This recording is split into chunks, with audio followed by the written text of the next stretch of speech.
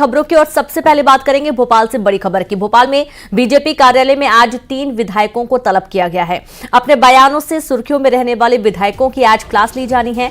BJP कार्यालय में CM और बीडी शर्मा मौजूद रहेंगे और गोपाल भार्गव, प्रदीप पटेल, प्रदीप लारिया को तलब किया गया। इसके साथ ही देवरी विधायक ब्रज बिहारी पटेलिया को भी बुलाया गया है।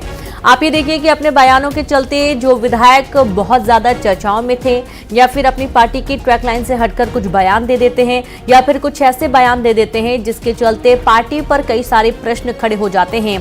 इन तमाम विधायकों को लेकर अब एक बैठक बुलाई गई है, सभी को तलब किया गया है और क्लास ली जानी है। कुल मिलाकर यह है कि अगर पार्टी लाइन से हटकर किसी भी तरीके की बयानबाजी हुई तो अच्छी खासी फटकार लगने वाली है।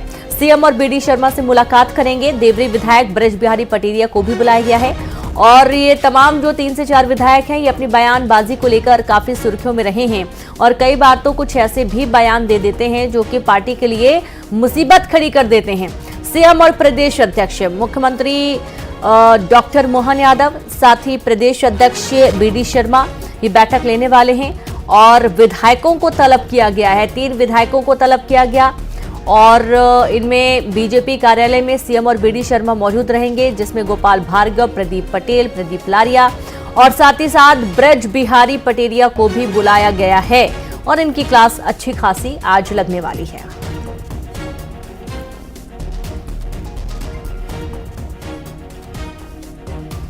और सीधे रुख करेंगे संवाददाता वासु चौरे जुड़ गया। वासु, तमाम विधायकों को तलब किया गया है, भोपाल में बैठक बुलाई गई है, पूरी जानकारी दीजिए।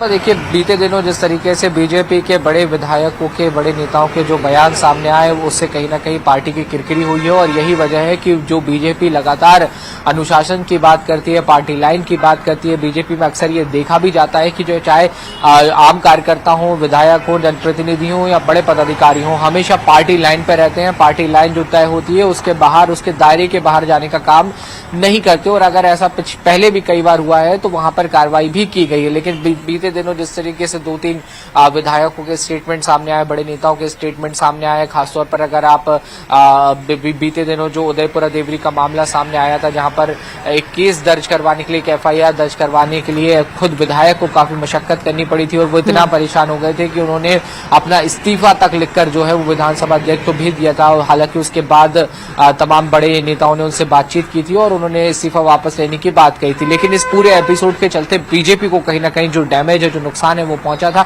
और यही वजह है कि आज जब बीजेपी में 2 उपचुनाव को लेकर बुधनी और विजयपुर को लेकर एक महत्वपूर्ण बैठक होने वाली है तो उस दौरान तमाम पदाधिकारी, चाहे प्रदेश अध्यक्ष हो, संगठन प्रभारी हो, प्रदेश के प्रभारी हो, ये लोग भी मौजूद रहेंगे। तो इन विधायकों को भी भोपाल बुलाया गया है ताकि पार्टी फोरम में ये अपनी बात रख सकें और इनके जो बयान सामने आए थे उसको लेकर पार्टी फोरम में और तमाम बड़े नेताओं के साथ चर्चा भी हो सके और इसके बाद जरूर ये हिदायत दी जा सकती है कि पब्लिकली इस तरीके के बयान देने से बचें। अगर प्रशासनिक कोई समस्या है, पार्टी को लेकर कोई आपको आपत्ति या किसी चीज को लेकर आपत्ति है तो उसे, ताकि पार्टी के लिए इनके बयानों की वजह से मुसीबत ना खड़ी हो। शुक्रिया आपका वासु, आप लगातार जुड़े रहिए। मध्य प्रदेश में उपचुनाव को लेकर राजनीतिक दलों ने ताकत झोंकनी शुरू कर दी है। बीजेपी और कांग्रेस आज प्रत्याशियों के नाम पर मंथन करेगी। एक तरफ जहां कांग्रेस की समिति बुधनी और विजयपुर का दौरा करेंगे तो वहीं दूसरी तरफ भोपाल में बीडी शर्मा की अध्यक्षता में बैठक होनी है।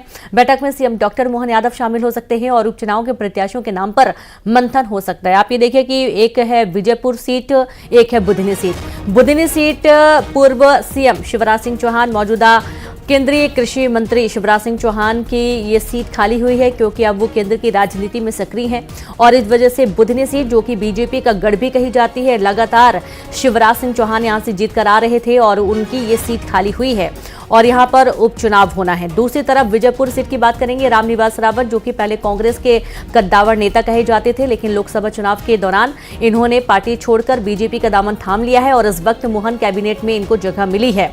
सीधे रुख करेंगे संवाददाता वासु, लगातार जुड़े। वासु, 2 प्रमुख सीटें हैं और दोनों ही हाई प्रोफाइल सीटें। एक तरफ जहां रामनिवास रावत विजयपुर सीट से आते थे और दूसरी तरफ शिवराज सिंह चौहान बुधनी सीट से आते थे और ये दोनों ही सीट एक तरीके से कहे तो बीजेपी और कांग्रेस दोनों के लिए साख का सवाल भी रहने वाली है।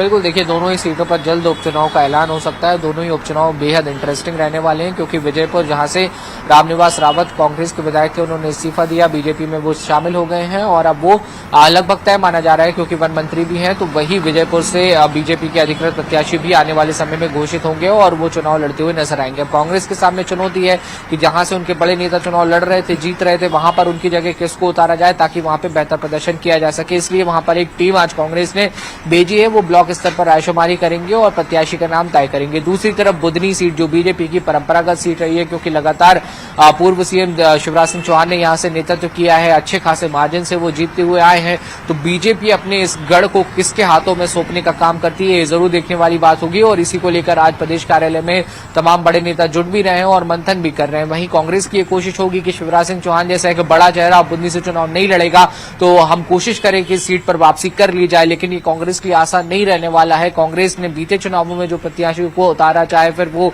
अरुण यादव ही क्यों ना हो, क्योंकि बड़ा नाम है और शिवराज सिंह चौहान के खिलाफ वहां पर चुनाव लड़ने गए थे, पर उन्हें हार का सामना करना पड़ा था। फिर विक्रम मत्साल जो एक नए युवा चेहरे हैं, जिन्हें मौका दिया था पार्टी ने पिछले चुनाव में, उनको भी हार का सामना करना पड़ा। तो ऐसे में कांग्रेस किसी नए और जुझारू चेहरे की वहां पर तलाश कर सकती है। कोई चौंकाने वाला नाम भी कांग्रेस की ओर से वहां पे सामने आ सकता है और इसी तरीके से बीजेपी भी अपना एक नया प्रत्याशी वहां पर खोजने के लिए पूरी तैयारी में जुटी हुई है, जो उसके गढ़ को बचा कर रख सके और आने वाले चुनाव में भी बीजेपी वहां पर फिर से बेहतर प्रदर्शन कर सके। लिहाजा दोनों ही दल प्रत्याशियों के नाम पर अब जोर शोर से मंथन कर रहे हैं और जल्द ही जो प्रत्याशी हैं उनकी अधिकृत घोषणा भी दोनों ही दलों की ओर से की जा सकती है। जी बिल्कुल, बहुत शुक्रिया आपका वासु तमाम जानकारी साझा करने के लिए। और इस तरीके से अब जल्द ही दोनों ही सीटों के लिए प्रत्याशियों की घोषणा हो सकती है। और सीधे रुक करेंगे अब सुपरफास्ट खबरों का। विमान में बम की धमकी के बाद एयर इंडिया